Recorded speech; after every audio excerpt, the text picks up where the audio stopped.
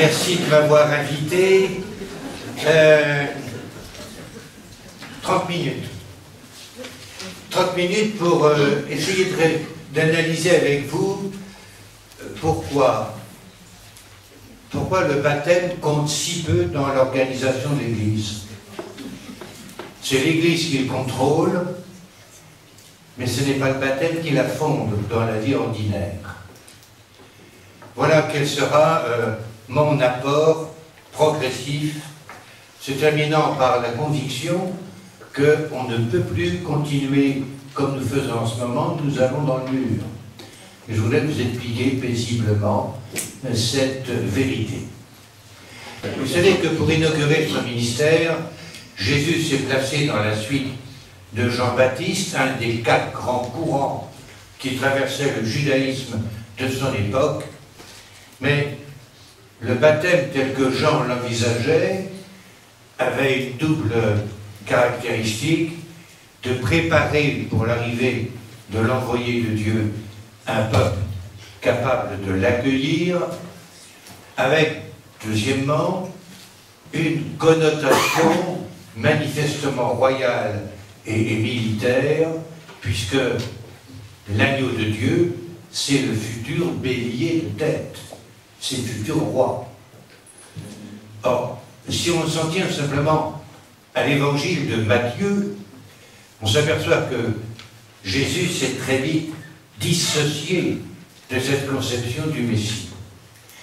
On ne retiendra pour notre sujet de ce soir que quatre dimensions. Premièrement, que l'appartenance au peuple de Dieu n'est plus héréditaire, et ça, Saint Jean le développera. Deuxièmement, que ce qui résume la loi et les prophètes, c'est de faire positivement aux autres ce qu'on désirerait qu'ils nous fassent. Mais les 2 autres points sont plus fondamentaux pour notre sujet.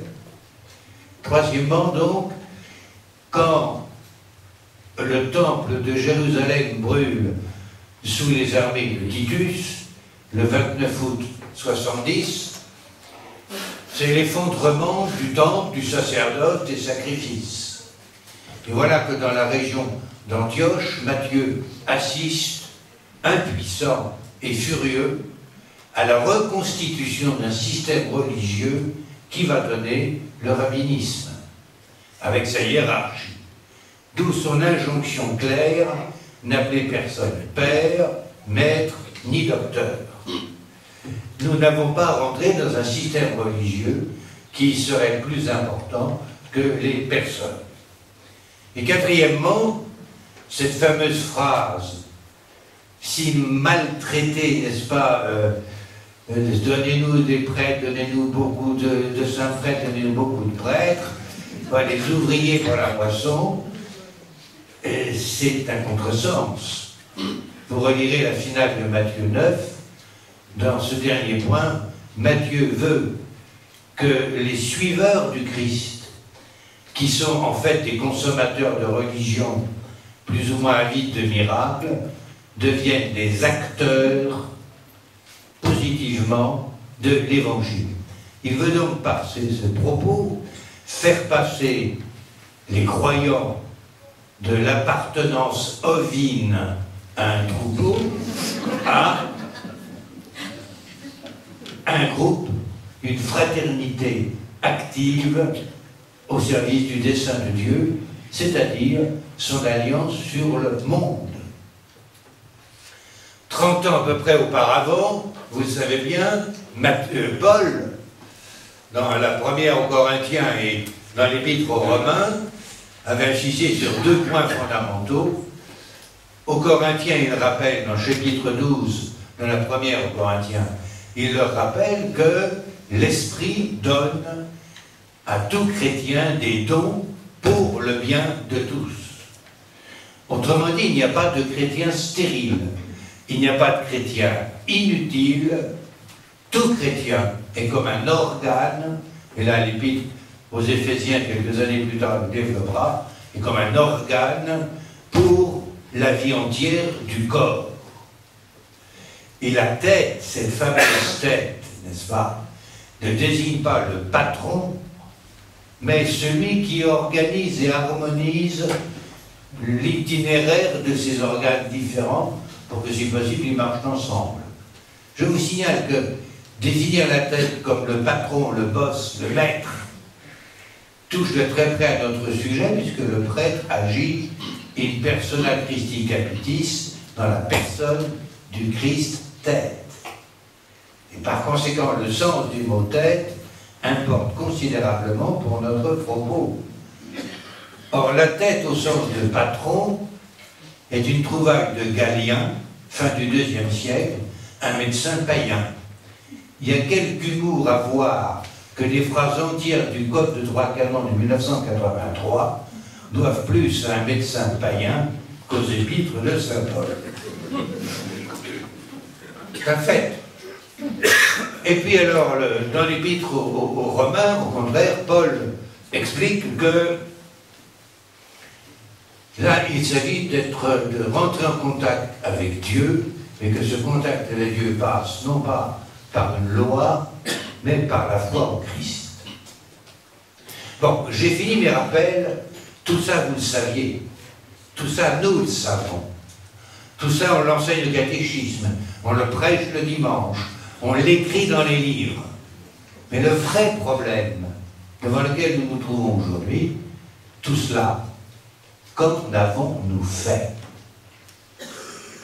Parce que, et dans cette noble maison, il faut bien que je sois un peu iconoclaste, il y a une naïveté de la théologie qui pense avec innocence qu'une idée bien exposée, qu'un argument bien développé, que les assises soigneusement dégagées et étayées vont fournir une présentation dogmatique suffisante.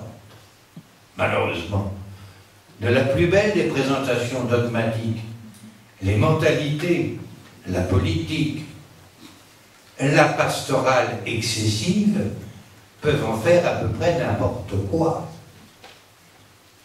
Or, à propos du baptême, n'est-ce pas, on a en grande part oublié ces sens mathéens et pauliniens que je viens de rappeler pour se raccrocher aveuglément à ce qui est quand même, sur un plan psychanalytique, une névrose, c'est-à-dire à Saint-Augustin. Et à ce moment-là, le baptême ne devient plus le fondement de la communauté chrétienne, mais devient l'effacement moralisateur du péché originel. Et on n'a plus besoin d'insister sur la responsabilité des chrétiens. Ils ont déjà amplement à faire pour correspondre à l'idéal un peu stoïcien quand même qu'on leur présente, ayant eu la grâce d'échapper à la massa damnata, c'est-à-dire à l'indifférenciation condamnée. Et cela va entraîner l'Église dans une précipitation à faire le baptême le plus tôt possible, à envisager la damnation éternelle de ceux qui ne sont pas baptisés, et dans les pays de mission, à chercher à avoir le plus grand nombre de baptêmes possible, fût-ce d'une manière extrêmement rapide et superficielle. On obtient de ce fait, et c'est à mon avis extrêmement grave, un rite sans foi et une foi sans conversion, donc une morale.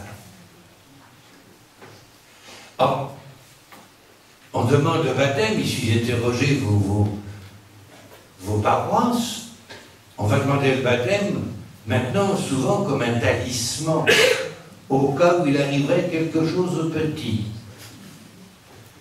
Ce n'est plus simplement la tradition de la grand-mère. Sur cette tradition d'ailleurs, quand on est baptisé de père en fils et de mère en fille depuis 12 générations, le baptême devient une habitude. Il n'est plus une grâce. Il n'est plus un étonnement. Il n'est plus une surprise. ça va de soi. Mais à ce moment-là, peut-on encore chanter le Magnificat, le Seigneur fit pour moi des merveilles. C'est quand même pas une merveille de répéter pour la 14e fois ce qui se fait depuis des siècles dans la tribu. Ça s'appelle une habitude. Nous nous sommes accoutumés au baptême.